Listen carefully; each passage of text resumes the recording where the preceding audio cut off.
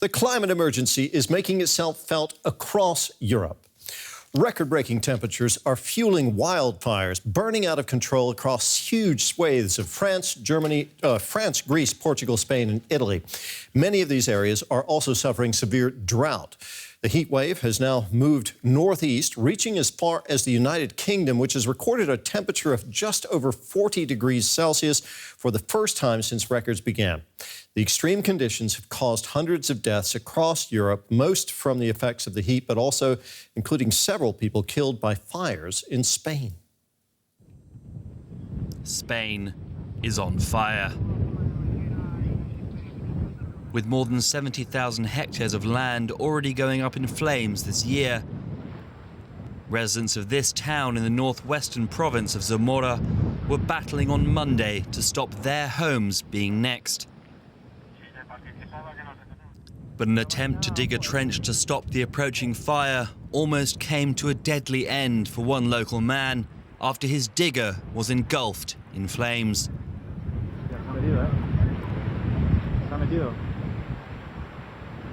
Fortunately, he was able to make a narrow escape and was taken to hospital with serious burns.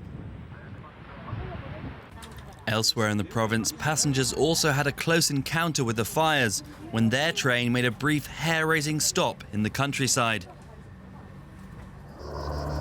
With emergency services battling fires all across the country, tens of thousands have been forced to evacuate. Many know they will have little to come back to. We know, for example, that our house is completely burned. We also had a van arranged to travel. We bought the van when I retired, and now it's totally scorched. We have nothing. Visiting affected areas in Extremadura, Spain's Prime Minister Pedro Sánchez said climate change was to blame for the devastation. I want to say that evidently climate change kills.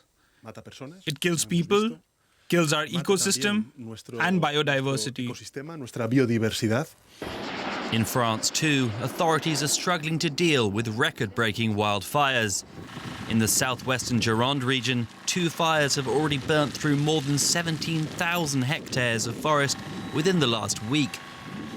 Strong winds have helped fan the flames, with firefighters unable to bring them under control. But weather forecasts do offer some hope of respite, with temperatures set to drop in western France as the extreme heat wave moves east. DW correspondent Barbara Basil is in Le Testebourg near Bordeaux in the south of France. Barbara, we just saw how wildfires have been raging in southern France. What's the situation where you are? The fires are still burning. We're in a little spot that has not burned yet. The police has blocked a large area around where the fires are still raging, so we couldn't get access yet. We'll try again later, of course. But what you see behind me is the typical pine forest of the area, and more than 100 square kilometers of this have already burned down because these fires have been raging now for almost a week. And if you look behind me, you think this is nice and green, but you look at all this stuff on the forest floor, it is tinder dry, and it just goes up like nothing. You don't even need a spark. The fire is driven by strong winds, and that's the problem at the moment, because the temperatures have let up a bit. We had more than 40 degrees here yesterday. Today it's down to 30-ish, so it's more bearable, and of course it's a bit easier for the firefighters. But the wind makes their life incredibly difficult because the fire jumps from one side of a road to the other, that jumps across the breaks they're trying to create, and so they haven't yet really managed to control the fires. So how are they going about this, Barbara? Trying to fight fires on this magnitude under those conditions with the tough winds must be extremely difficult. it's extremely difficult. Plus, the firefighters, of course, are getting tired. They're almost a week now that they're out here. They sleep, of course, they work in shifts, but it's very difficult. There's almost 2,000 firefighters out here trying to get to grips with these big fires. And they have planes, of course, they have equipment. They're not really lacking in the technical side. But it is just extremely difficult on the ground because the fires are simply going from one side to the other within seconds, and they have to sort of reorient and also try to stay safe. Almost 40,000 people in this area here have now been evacuated. Last night, the camping places that are closed down by the seaside, closed down to the big and famous Dune de Pilar, it's a huge big sand dune, have completely been razed by fires. This is a place that's very traditional and well loved for many French vacationers. And so tears were shed then, of course, because they had to see that it's all gone up in flames. And we've seen several deaths in Spain caused by the fires there. What's happening in France for the people who are in the path of these wildfires?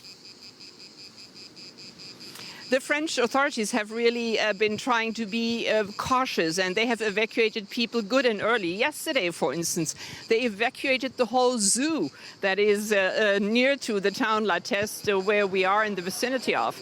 They've brought all the animals closer to Bordeaux, and they're sitting now there in the shade and waiting for what will happen to them.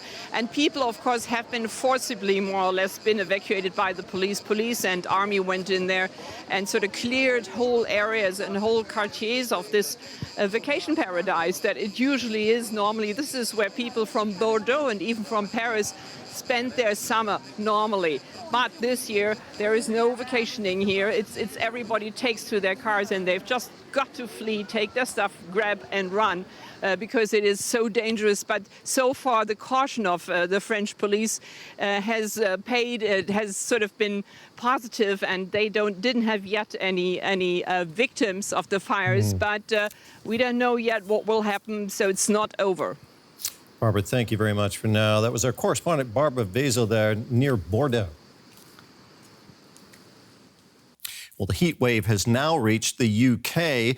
DW correspondent Jack Perrick is in London and joins us now. Jack, just how hot is it there? It's extremely, extremely hot, to be honest with you, Terry. We're actually quite worried about our equipment in this heat. It sort of keeps on going over the temperatures that are really workable. I think where I am right now, it's somewhere in the 36, 37 degrees. We know that it's tipping over 38 in many parts of the south of England. And the prediction from the Met Office, which is the weather scientific organisation here in Britain, reckons that temperatures could go over 41 degrees Celsius. This is unprecedented, extreme heat for a country which is simply not accustomed to this kind of temperature. Jack, UK infrastructure really isn't built to deal with temperatures like this. How much disruption is this heat wave expected to cause in the UK? Yeah, there's a lot of train stations that have closed. We know that Luton Airport, the runway there, has got so hot that it needed to be repaired, that all flights were cancelled. There is still movement in this country. People are being advised not to travel, to ease the pressure as much as possible on trains, on buses where there isn't the kind of levels of air conditioning that you might see in hotter countries in the south of Europe or, for instance, in the Middle East.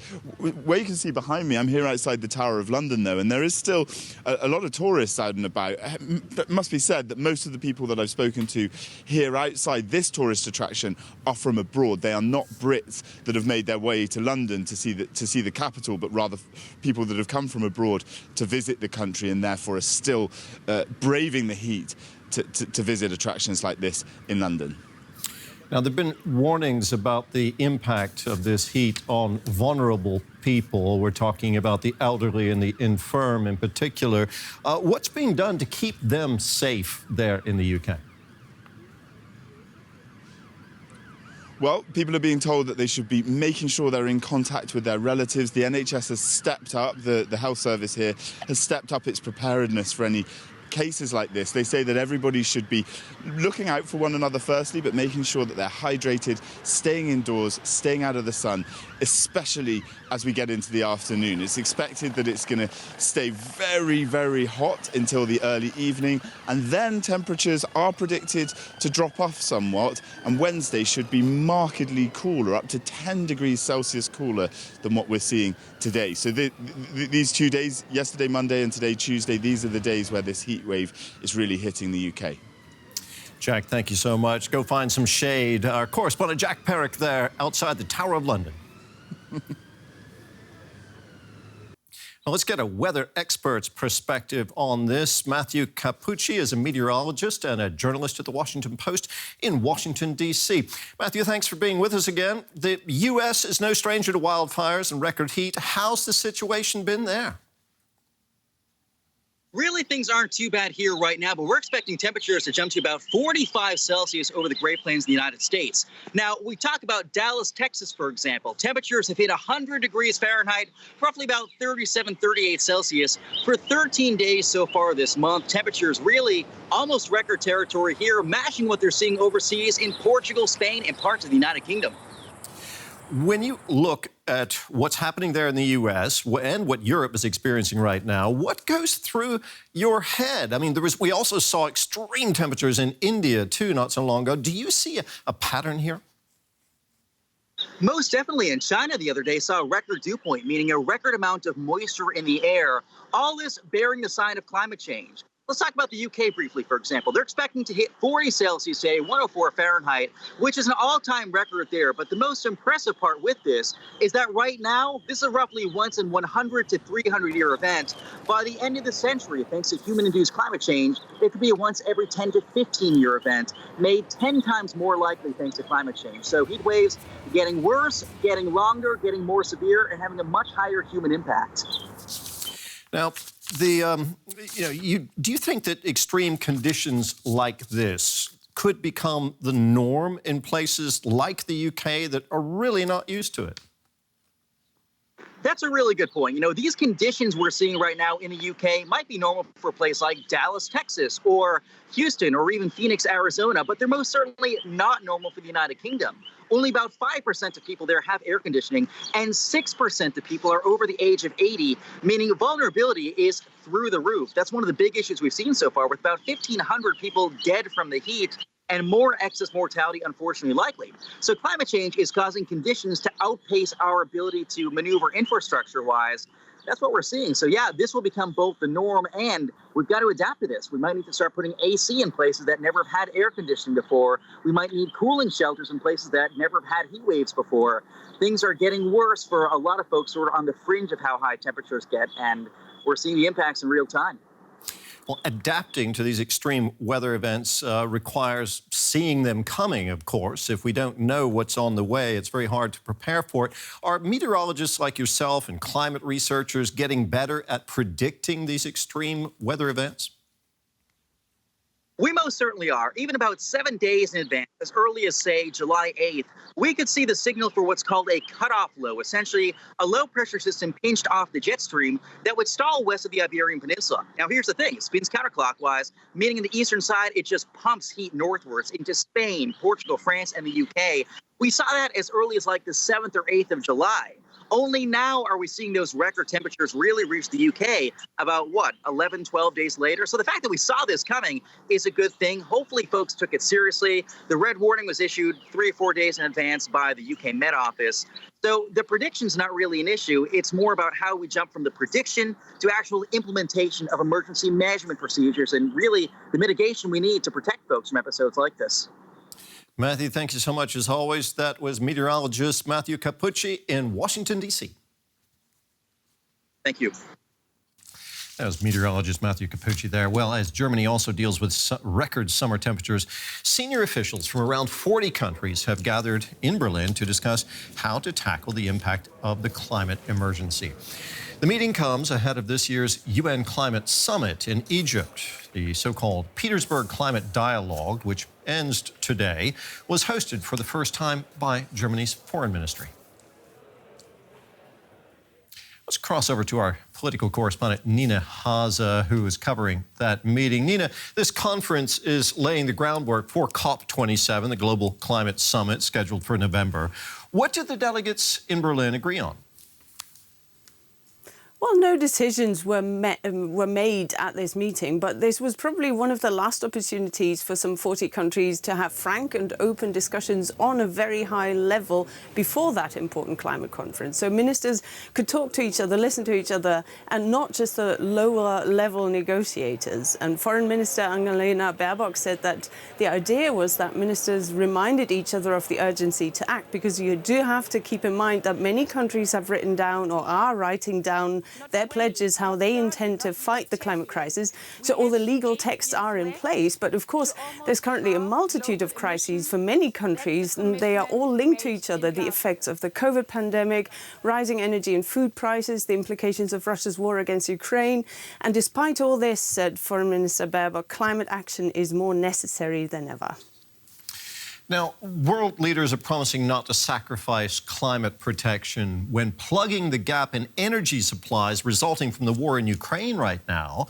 But how likely is that? Will Europeans really care much about where their energy is coming from, Nina, if their heating systems are threatened this winter?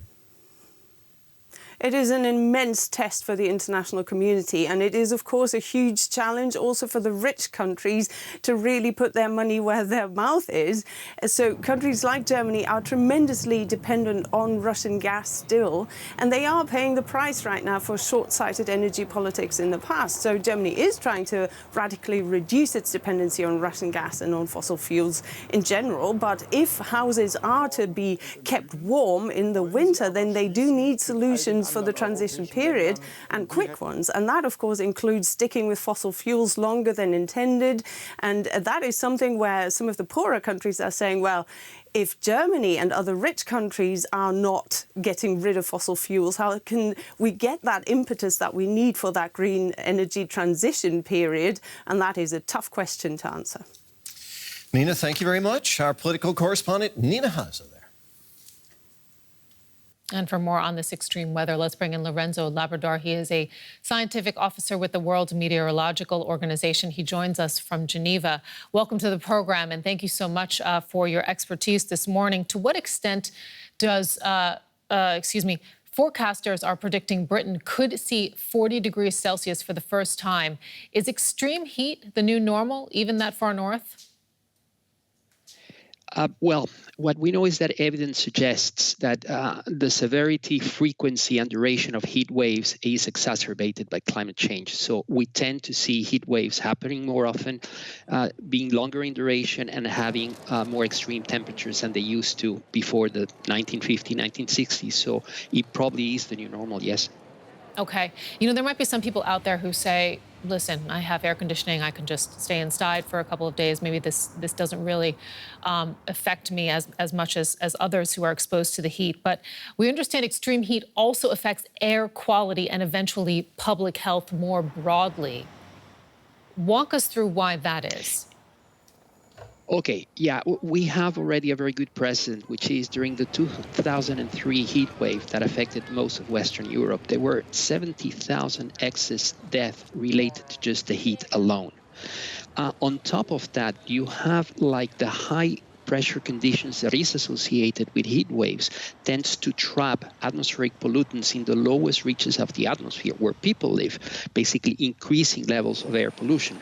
Furthermore, the heat plus the insolation, the sunshine, tends to be conducive to higher ozone episodes near the ground as well. And ozone is a known lung irritant and can lead to cardiovascular disease as well. So these are just two of the extra ways in which heat waves can impact human health. And to what extent do you see climate change exacerbating these extreme weather events? We see that first off in the modeling studies that the climate change scientists have been carrying out for a number of years, they suggest that with increase in greenhouse gas emissions, the temperature in the atmosphere will continue to increase, basically making these heat waves more extreme, longer and more frequent. And we're seeing that to an extent in the way that record temperature highs are increasing and record temperature lows are decreasing mostly across the world. In particular, in Western Europe, those heat waves are becoming far more prevalent than they used to, due to a combination of atmospheric conditions and climate-induced change, human-induced climate change. Thank you so much, Lorenzo Labrador. As we mentioned, scientific officer at the World Meteorological Organization in Geneva. We appreciate it. Thank you for having me.